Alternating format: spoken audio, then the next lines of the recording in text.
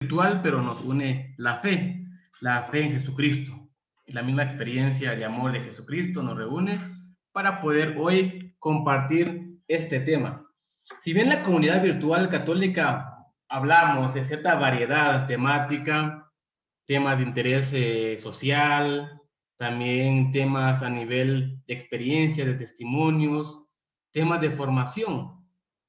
Yo creo que hoy tenemos como esta sección como de formación, formarnos para entender lo que vamos a celebrar, porque no puede ser una semana más, una Semana Santa más, como cada año, como rutinariamente uno a veces piensa, hasta que la pandemia nos hizo un alto también en la fe, nos hizo un alto para, miren, no todo depende del sacerdote, ¿va? Hay cosas que deben hacer ustedes, se los olvidó, porque como el cura hace todo, entonces, ustedes tranquilos en casa. Lo único que hay que hacer es llevar a los hijos a la casa, vamos, y peleándose con los hijos para ir a la iglesia. Vamos, es una misión también bonita, ¿verdad? De llevar a los hijos que no quieren ir a la iglesia, pero ahí van. Otras veces, seguramente, se piensa en Semana Santa, ok, Semana Santa, vamos a la playa, ¿va? Claro que la playa, no sé, uno quizás no puede llevar esa experiencia a la casa, ¿va?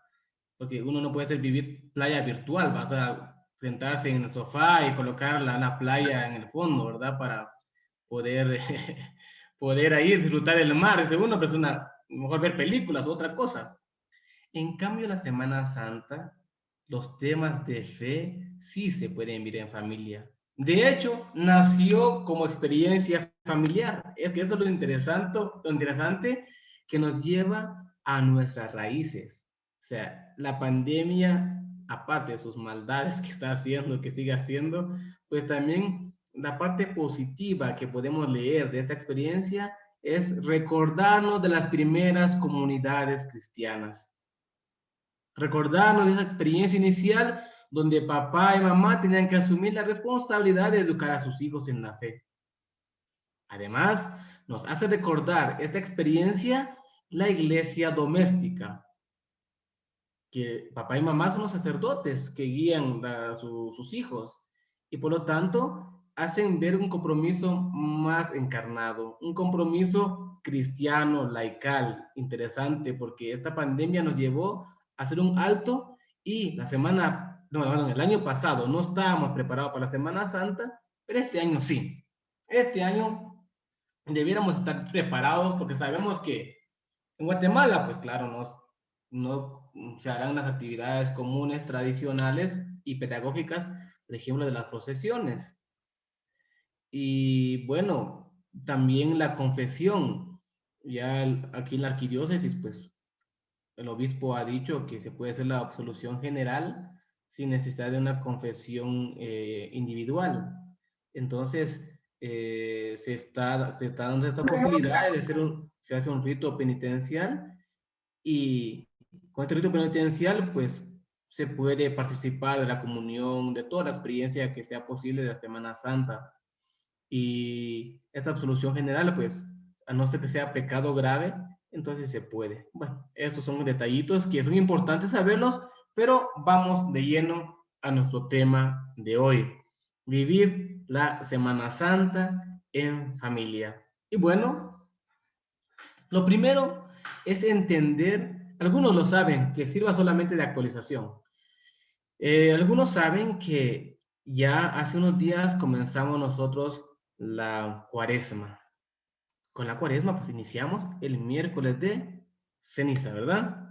Miércoles ceniza.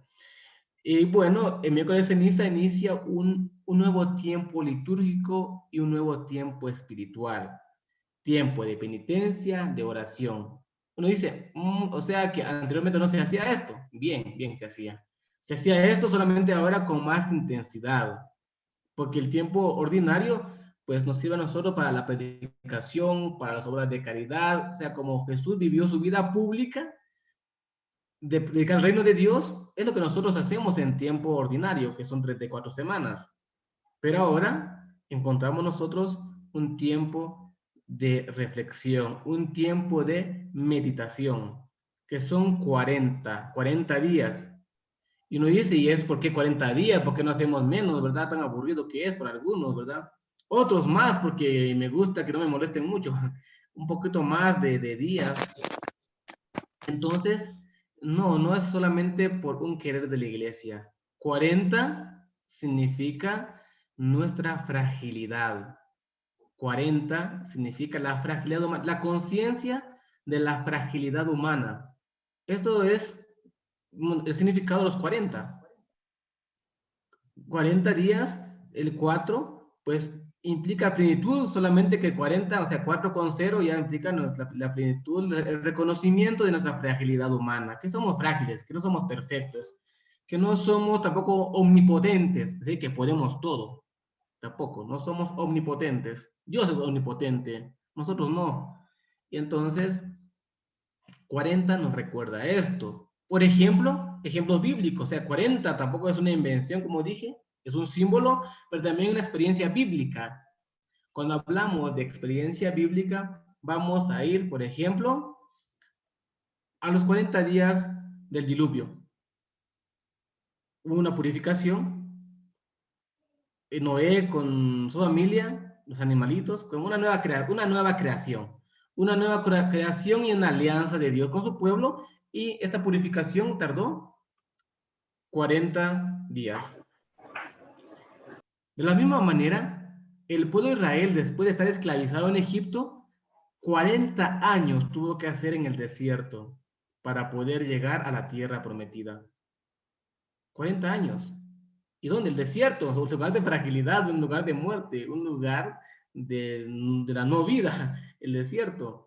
El lugar de la predicación también, de la conversión.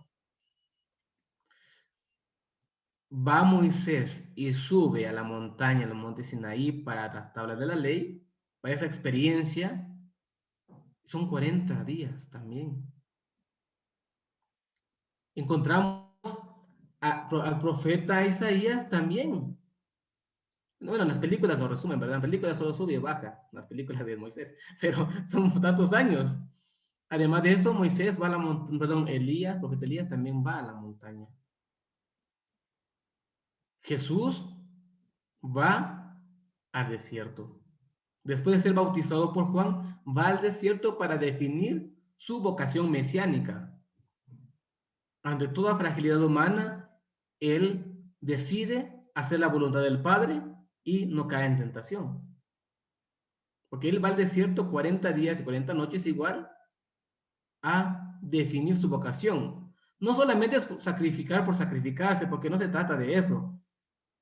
Que después, años después, lo malinterpretan y hablan de flagelación humana, flagelación del cuerpo y cosas así, que después se entiende así, pero es más integral.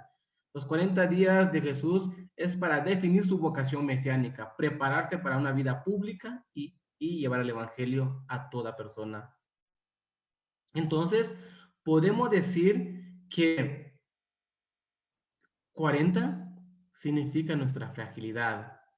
Pero vamos ahora a entrar a un tema especial, porque en la fragilidad humana se va a manifestar el poder de Dios, dice San Pablo. Si uno lee Corintios, vemos ahí la teología de la cruz y dice que en la fragilidad humana se va a manifestar la fuerza y el poder de Dios. Porque lo que pasó con Jesús en la cruz es un escándalo para los judíos, ¿verdad? Y una locura para los griegos. Pero para Dios esa es su fuerza. Para los cristianos esa es la fuerza de Dios. Entonces, 40 tiene mucho significado para definir nuestra vocación mesiánica, darnos cuenta de nuestra fragilidad, pero en la misma fragilidad darnos cuenta del poder de Dios en nuestras vidas. Esto es Cuaresma.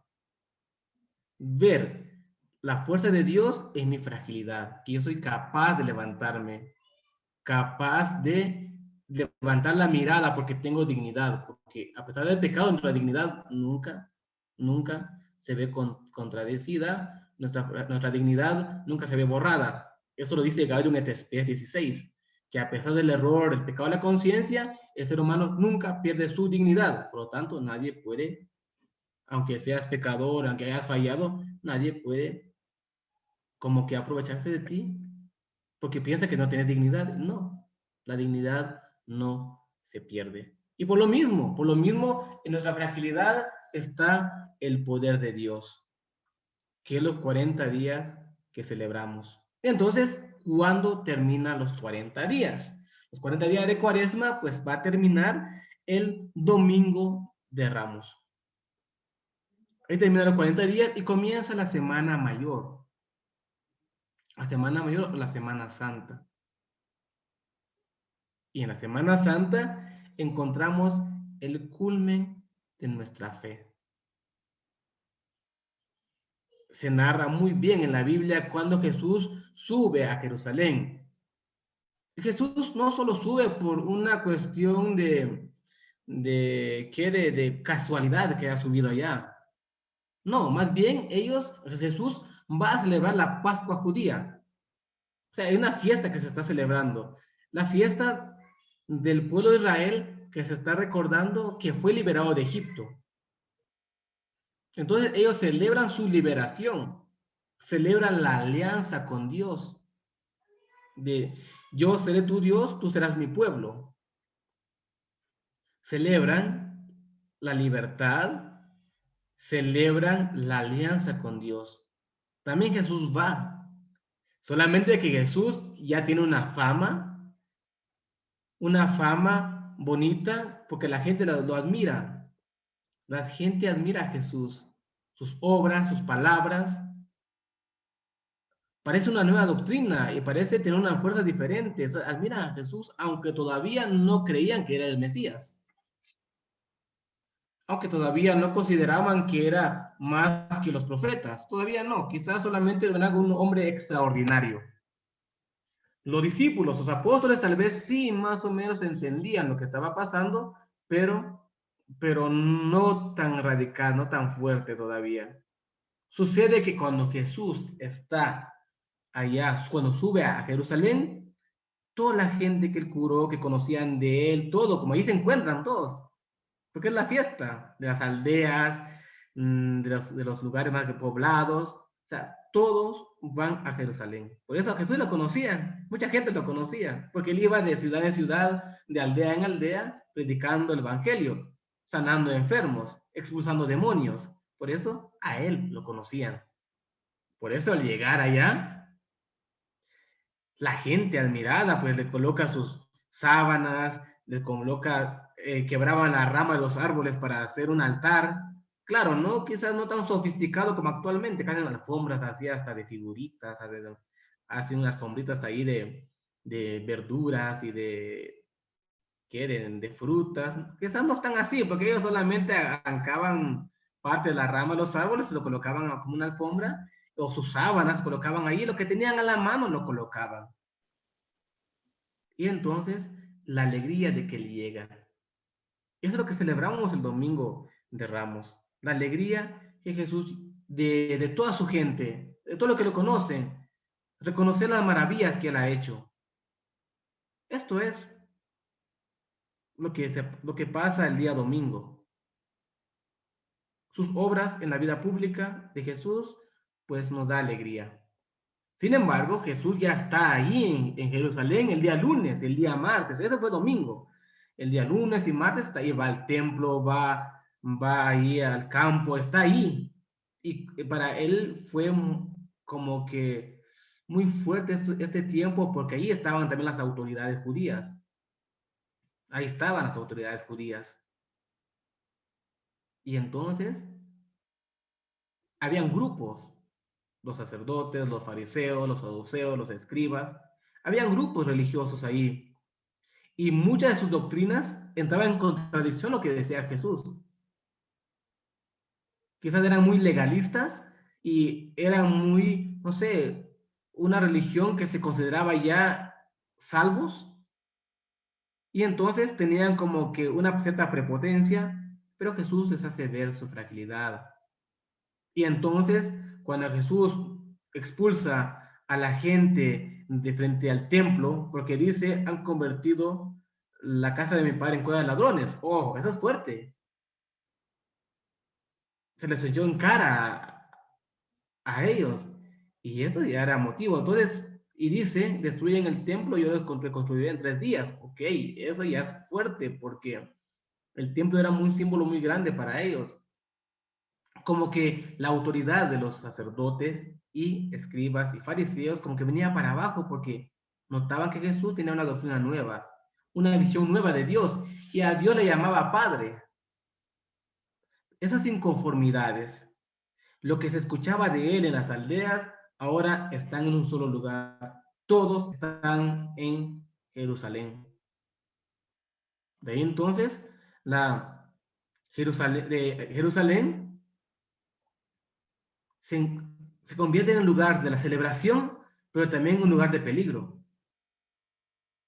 Porque ahora Jesús va a encontrar amenazada su vida. Jesús ahora se encuentra justamente contra sus retractores, contra las personas que lo llevaban mal, pensaban mal de él o quieren el mal para él. Jesús continúa su día, su vida. Jesús comparte la cena con sus discípulos recordando la Pascua. Cuando, cuando Dios le dijo a Moisés que mataran un macho cabrío, un corderito en familia, los panes ácimos, hierbas amargas, así la cena pascual. Pues él lo celebró. Y después de la cena pascual, pues él empieza a ir a orar. Pero alguien lo traiciona. A él lo arrestan, lo condenan y lo crucifican. Dos cosas a entender aquí, jueves y viernes. Jueves, la última cena, lavatorio de pies, que recordamos, adoración al Santísimo, que lo celebramos, pero es el día en que Jesús atrapan, y al siguiente día lo condenan y lo crucifican. ¿Por qué muere Jesús? ¿Por qué matan a Jesús? Dos preguntas. Comúnmente estamos solo acostumbrados a la respuesta. ¿Por qué murió Jesús? Ah, por nuestros pecados. Sí, es válido. Es válido eso porque la ley nos conforta, nos alienta, pero no podemos quedarnos con eso. No solamente con eso. Entender realmente por qué murió Jesús. Dos preguntas. ¿Por qué murió y por qué lo mataron? Vamos a ver primero por qué lo mataron. Lo mataron por temas políticos y por temas religiosos. Por un lado, a Jesús lo miraban como un blasfemo, se consideraba hijo de Dios, llamaba a Dios Padre. Contra la ley los profetas pensaban los fariseos y todos ellos que él estaba en contra de la ley, que estaba predicando la doctrina nueva, atentaba contra el templo. Entonces, esa cuestión religiosa y el que blasfeme según la ley de los judíos tiene que morir, lapidado, apiedrado. Entonces encontramos aquí que a Jesús lo condenan por tema religioso. Sin embargo, no tenían ellos ese no matar, todavía como que lo respetaban y lo llevan ante un tribunal político. Y entonces, ¿por qué muere Jesús a nivel religioso? Lo consideraban blasfemo. O tenían cierta envidia los grupos religiosos. Pero, ¿por qué muere a nivel político? Porque lo acusan de ser alguien que estaba dividiendo al pueblo. A nivel político, pues en ese tiempo el Israel, Jerusalén estaba bajo el Imperio Romano. Los romanos tenían miedo de grupos como guerrilleros que podían enfrentarse contra los romanos. Había muchos grupos. Pensaban que este era uno más, pero cuando vieron su doctrina que predicaba amor, predicaba paz, como que no es un peligro. Sin embargo, presionaron a nivel, los religiosos presionaron a nivel político y Pilato se lavó las manos y lo condenó a muerte. Lo acusaron como para dividir, que divide el pueblo por segregación. Entonces, ¿por qué lo mataron? Por tema religioso y por tema político. Entonces, hubiera sido tan fácil de decir, ok, señor, ¿por qué no huiste, va? Sale huyendo porque escapa por tu vida. Entonces viene la otra pregunta, ¿por qué él muere? Aparte de por qué lo mataron, ahora él, ¿por qué muere? Él muere, uno, porque quiere ser coherente con lo que ha predicado. Él es un pastor, él es también como el ejemplo del padre que no abandona a sus hijos, como el pastor que no abandonó sus ovejas, él fue coherente, no huyó. Es decir, que él podía huir, sí podía huir. Que no lo quiso hacer, no lo quiso hacer por coherencia con lo que ha predicado. Aparte que por coherencia lo que ha predicado es por hacer la voluntad del Padre. Él vino a cumplir la voluntad del Padre. La voluntad del Padre era eso, dar su vida por, por amor a la humanidad, pues él estaba dispuesto a hacerlo. Entonces aquí encontramos por qué él murió.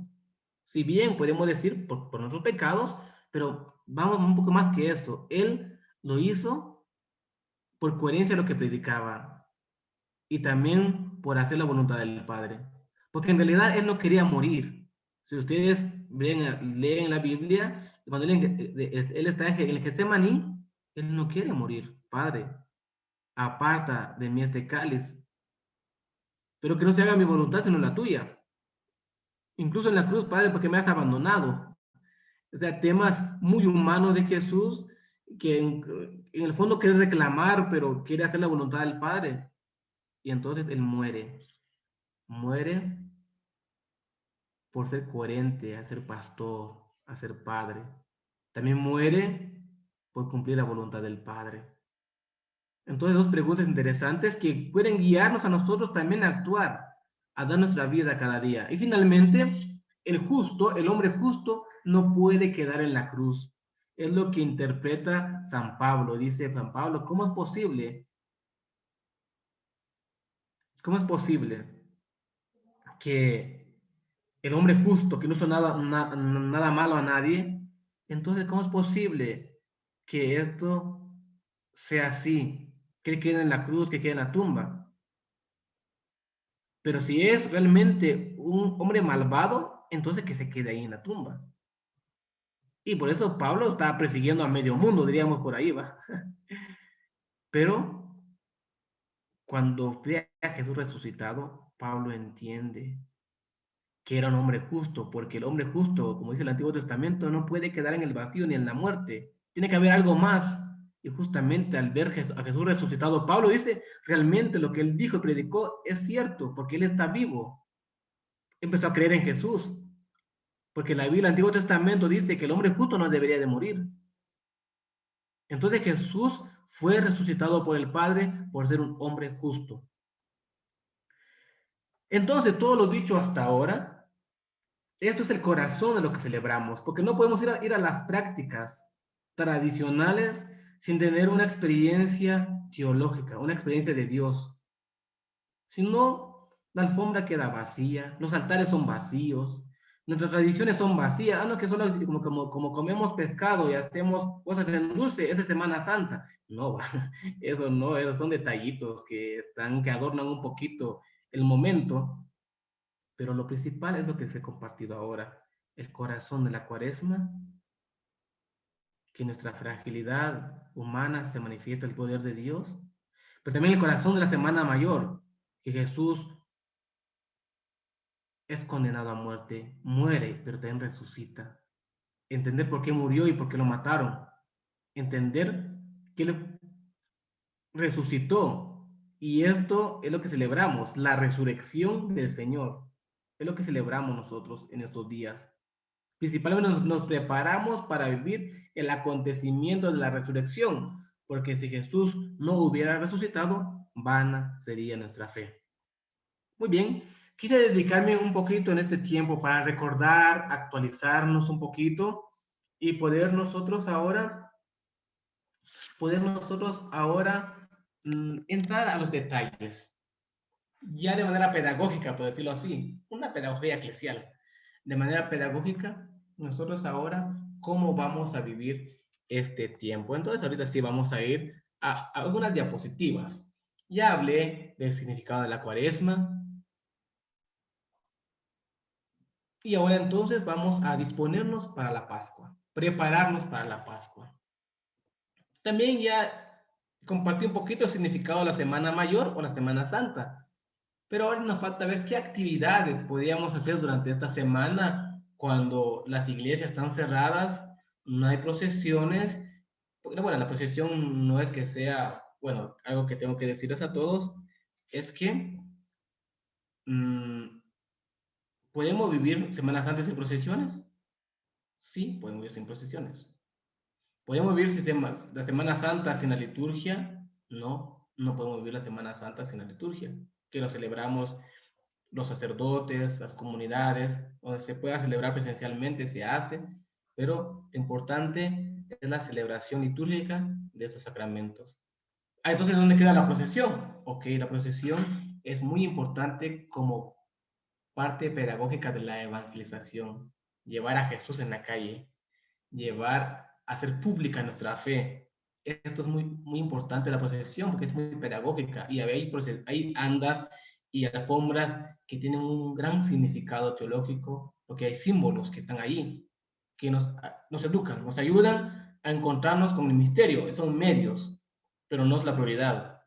La procesión solo son, digamos, medios para profundizar la fe, pero no que se quede la fe ahí, para poder ir entendiendo el tema de la Semana Santa y los temas de eh, Cuaresma.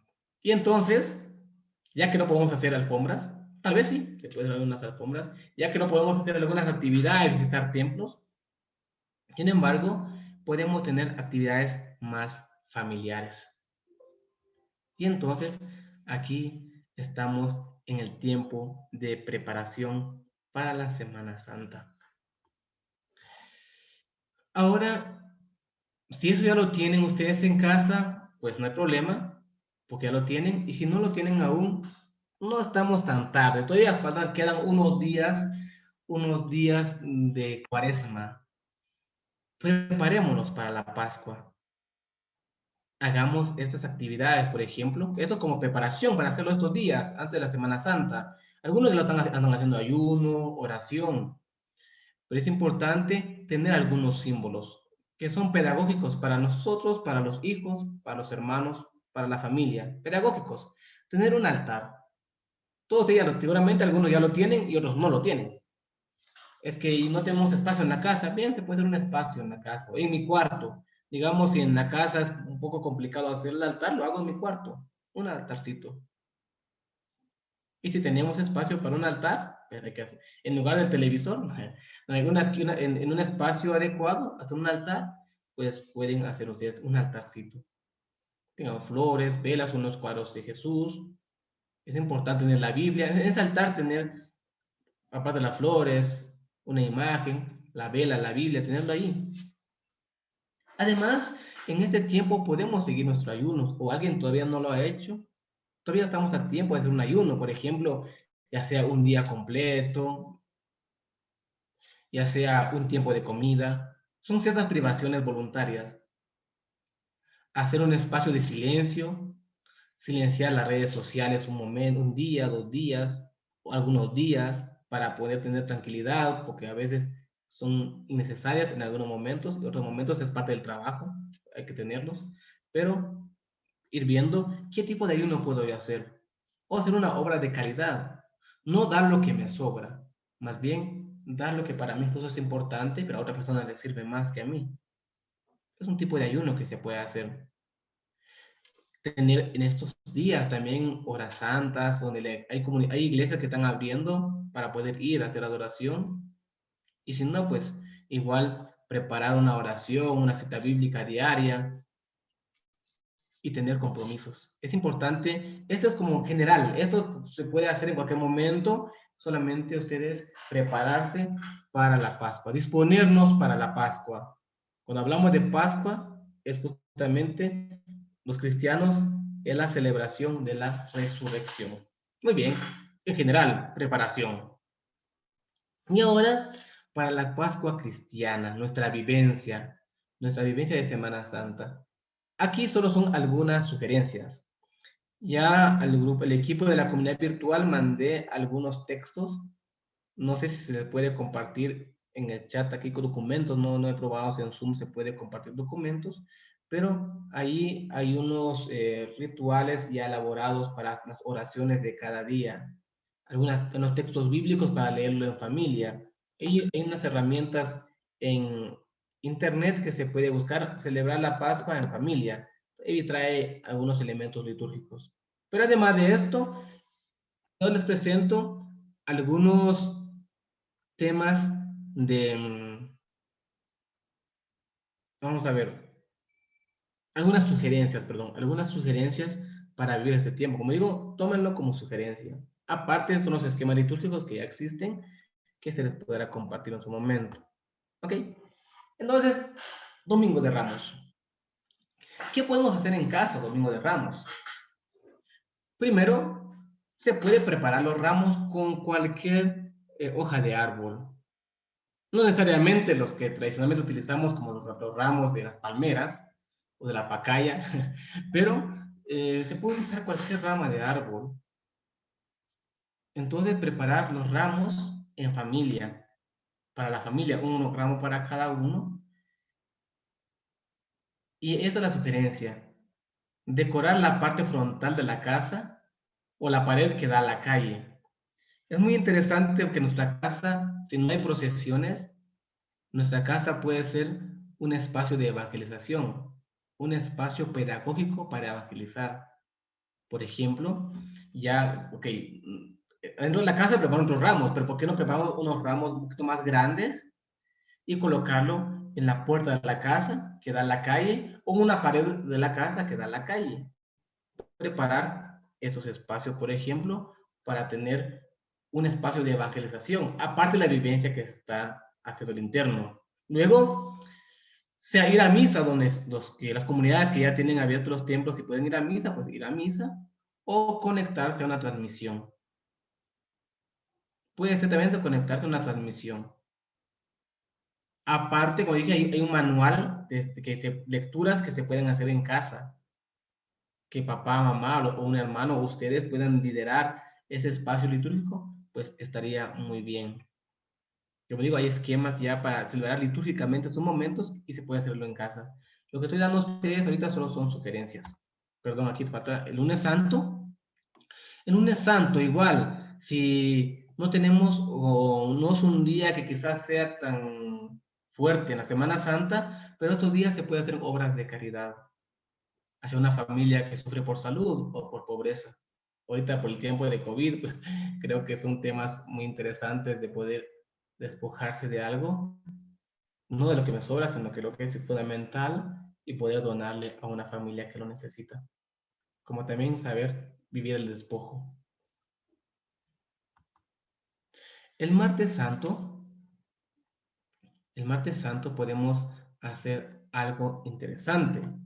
También es un día donde nos podemos prestarnos para el ayuno, para oración, con en algunas de las indicaciones anteriores, por ejemplo, dijimos que el ayuno se puede hacer en redes sociales, ayuno en comida, ayuno también en cosas, y se puede vivir este día desde el ayuno, desde la oración, desde la meditación. ¿Ok? El miércoles podemos dedicarle a la Virgen María, un día mariano. Se puede reflexionar sobre los dolores de la Virgen María o el Santo Rosario, los misterios dolorosos. Interesante este día, porque también en el altar podemos cambiar un poquito el altar que teníamos del Domingo de Ramos. Ahora en este altar, el altar que ustedes van a preparar estos días, el Domingo de Ramos esté bien pues, adornadito, y también ahora un espacio mariano para que podamos celebrarlo en familia. Bueno, pero esto es como detalle de preparación para celebrar ya el Triduo Pascual. Triduo 3 días, el Triduo Pascual, el Jueves Santo. ¿Cómo puedes celebrar esto en familia? Aparte de la actividad litúrgica que se puede hacer, como le dije, un pequeño manual, si se busca en internet, hay espacio de oración y libros, perdón, lecturas bíblicas. Pues interesante esas oraciones de Jueves Santo. Pero es interesante preparar el altar con uva o pan. Ven ahí como recordando el pan y el vino. También tener estos símbolos en dibujo y colocarlo en el lugar del ramo en la calle. ¿Se acuerdan que había un ramo en la calle o en la entrada de la casa? Hacer en dibujo pan y unas uvas y colocarlo ahí. Claro, habrá gente que le va a gustar y ya sabrán qué significa. Hay gente que no sabe, pero al verlo, ¿por qué ponen eso? Va? Entonces ya es medio de evangelización para que la gente ya vaya viendo qué es lo que se está celebrando ese día. Esto es como externo. Colocar un pan, unas uvas en el altar, tener sus dibujos en la calle en lugar de los ramos. Y es el día del lavatorio de pies en familia. Interesante esta parte, porque ¿quién se va a animar a lavar el pie, el esposo, lavar el pie a su esposa, a sus hijos? O la esposa a su esposo, o los hijos a los papás. Entonces, considero que aquí es interesante.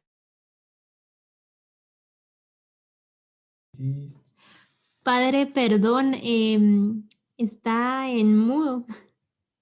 Si alguien me lo canceló. Pero, ¿de dónde me quedé?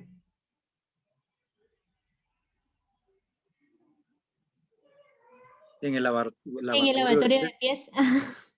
Ah, ok, ok, no se nos fue mucho que estuve en mudo. Ok, vamos a ver. Como les decía a ustedes, que nos da mucho gusto ver cómo el Padre en la misa pues se baja a lavarse los pies a los discípulos como una significación. Ok, les toca a ustedes hacerlo en familia ahora. Un poco de vergüenza o un poco, no sé, de me da cheles, dirían por ahí, pero no es parte de, porque es el símbolo de servicio. Así como nos gusta cómo el Padre lo hace en la misa, pero ahora nos toca a nosotros hacerlo a los hijos y los hijos a los padres. Propiciar este momento sería muy importante. Vayan platicándolo, porque a veces de un momento a otro hagamos esto, como que, ¿y eso por qué va? No, ir practicándolo, ir preparándose, porque esto hay que dialogarlo con el tiempo, hacer los símbolos, prepararse. Muy bonito. Si ustedes son padres de familia, pues lo puede ser más fácilmente, porque saben que con su esposa pueden liderar esta vivencia.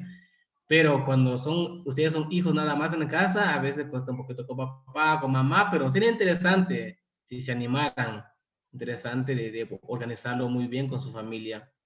El lavatorio de pies es muy importante. También pueden ejemplificar una cena, la última cena.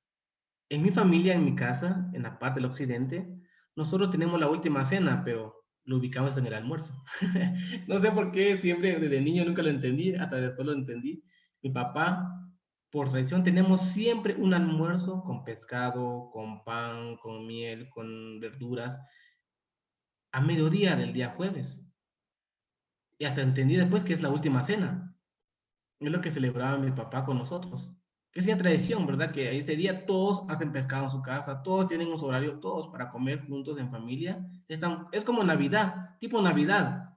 En medianoche comer el tamal con toda la familia. Parecido. Solamente hay que recordar la última cena. Hay comunidades catecumenales, otras comunidades que han tenido otro ejemplo que sí, ese día significan, porque se comen cordero, hierbas amargas, pan ácimo. Si lo consiguen, pues sería interesante y hacerlo en familia. Pero, como digo, tiene su significado. Y finalmente, la adoración al Santísimo. Quizás ustedes no tengan Santísimo en casa, pero pueden conectarse. Van a ver muchos en internet, seguramente en Facebook o en un canal que van a estar, que el Santísimo va a estar expuesto. Les aseguro que va a haber. El seminario también lo vamos a publicar, seguramente. El seminario vamos a transmitir en vivo esos momentos, pero habrán alternativas para conectarse. ¿Ok?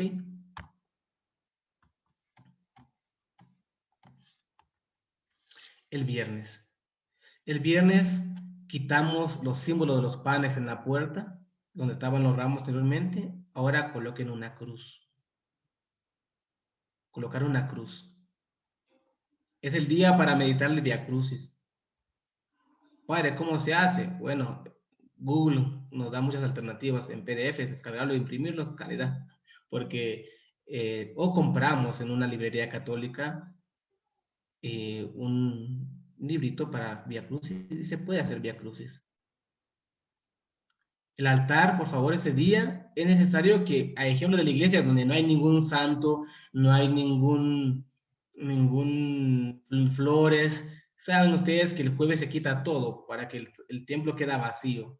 Lo mismo en casa, quitar las flores, quitar las imágenes, todo, solo dejar una cruz encima de una mesa. Mínimo, cada vez que tengan su mantelito, y si no, no va, pero, y una cruz en el altar, sin luz, sin, sin flores. Ese día recordamos ese vacío,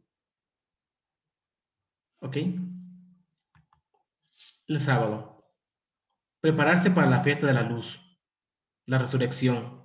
El altar ese día tenía que estar lleno de flores, lo que se ahorraron el día viernes, ese día así repleto de flores, por favor. Coloquen en la calle, aquí no dice, pero en la calle banderines blancos.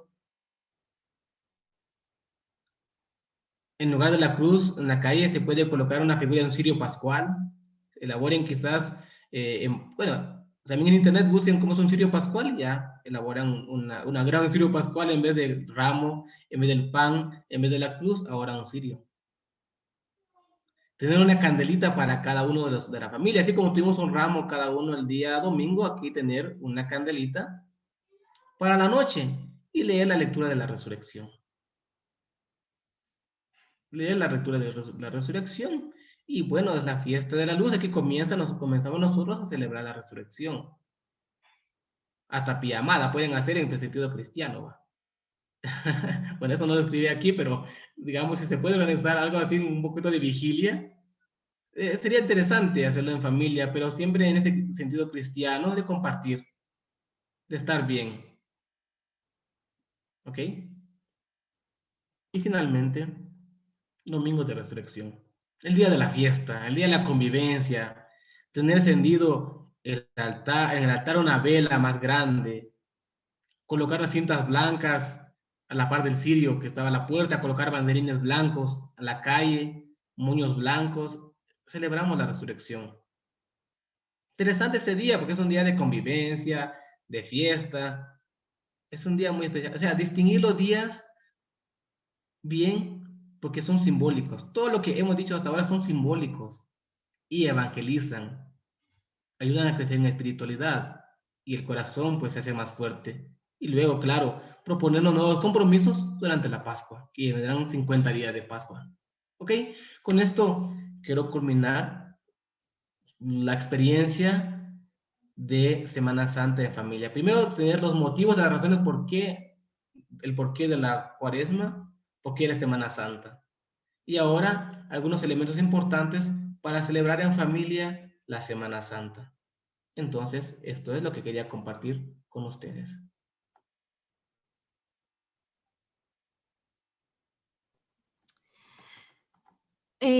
Hola, hola. Muchas gracias, padre, por el tema. De verdad que muy interesante todo lo que nos enseñó y qué buenas ideas para poder compartir esta Semana Santa desde la casa, porque creo que muchos andábamos tratando de saber qué podíamos hacer y es de verdad bastante enriquecedor. Ustedes saben, los que siempre se conectan, de que generalmente ahorita damos tiempo a preguntas. Hoy creo que no va a ser posible porque el padre tiene una misa después de la reunión y pues él ya está listo ahí para la misa. Pero si tienen alguna pregunta, sería bueno que No, yo siempre me mantengo así, no solo para la misa. sería bueno que si tienen alguna pregunta, siempre la pongan en el chat y nosotros se la hacemos llegar al padre Ubaldo, ¿verdad? Ah, eso sí, por favor. Eso sí, y que el padre Ubaldo, pues tal vez a través del chat nos pueda mandar respuesta y luego nosotros la enviamos a quien haga la pregunta. Nos ¿Les pueden parece? instruir.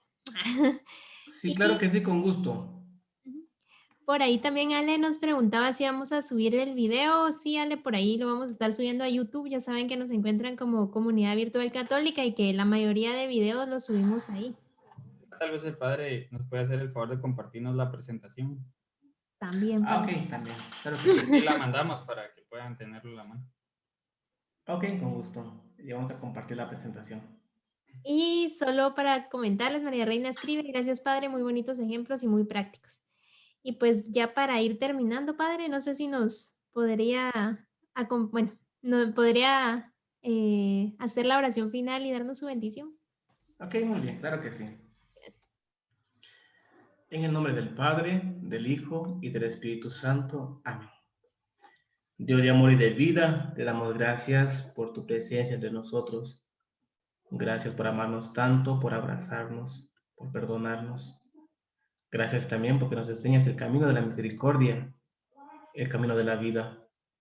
Permite, Señor, que estos días podamos prepararnos con un corazón contrito y humillado a servirte, a vivir esa experiencia de tu muerte, pero principalmente vivir el gran acontecimiento de tu resurrección. Danos fortaleza, danos alegría para vivir en familia, para vivir en comunidad, esta experiencia tuya que se vuelve fuerza para nosotros. Gracias por tu amor, gracias por tu misericordia. Y Señor, te pido para que bendigas a todas las familias que hoy se han conectado, a todas las personas que se han conectado el día de hoy, y también las personas que no se conectaron, que tú seas su protector, su guía en todo momento. A nosotros danos siempre la capacidad para amar a nuestro prójimo y amarte a ti sobre todas las cosas. Por Jesucristo nuestro Señor. Amén. El Señor esté con ustedes. La bendición de Dios Todopoderoso, Padre, Hijo y Espíritu Santo, descienda sobre ustedes y con